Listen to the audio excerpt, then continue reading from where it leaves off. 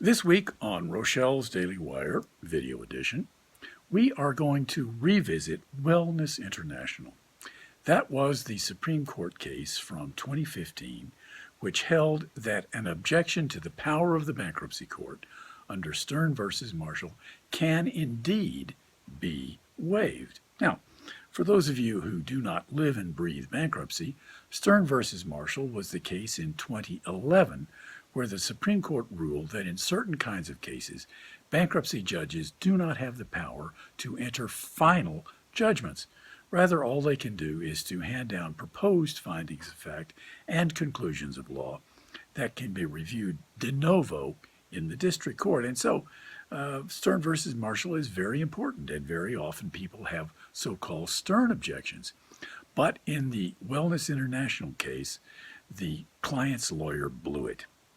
There was a very good Stern versus Marshall objection, but the lawyer did not raise those objections until reply briefs in both the district court and the circuit court, and hadn't even raised the issue in the bankruptcy court. The lower courts held that, nope, sorry, you waived it, too bad. However, the Seventh Circuit reversed and said, no, Stern defenses are not waived, but then the Supreme Court reversed again and said, no, they certainly can be waived. Now, I remember at the time I said to myself, Self, is that lawyer who blew it, who didn't raise the Stern defense, going to be tagged with legal malpractice? Well, now, 4 years later, we have the decision on the malpractice issue from a district judge in Chicago, and the answer is this: by the skin of his teeth, the lawyer was not liable for malpractice.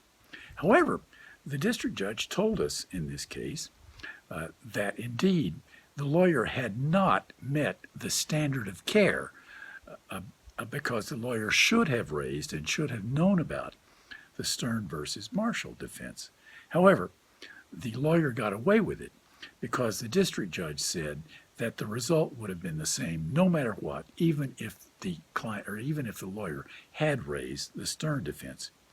Now, what all of this means to me is that it is a very dangerous malpractice if a lawyer has an available Stern objection but does not raise the Stern objection on time.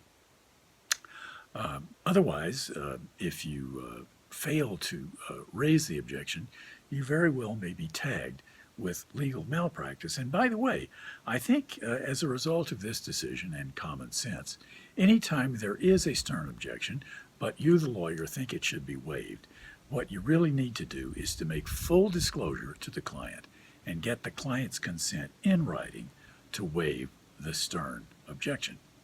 I am Bill Rochelle, Editor-at-Large for American Bankruptcy Institute, and I will be back same time next week with something that might possibly be either interesting or important in the area of bankruptcy law. Until then, good day.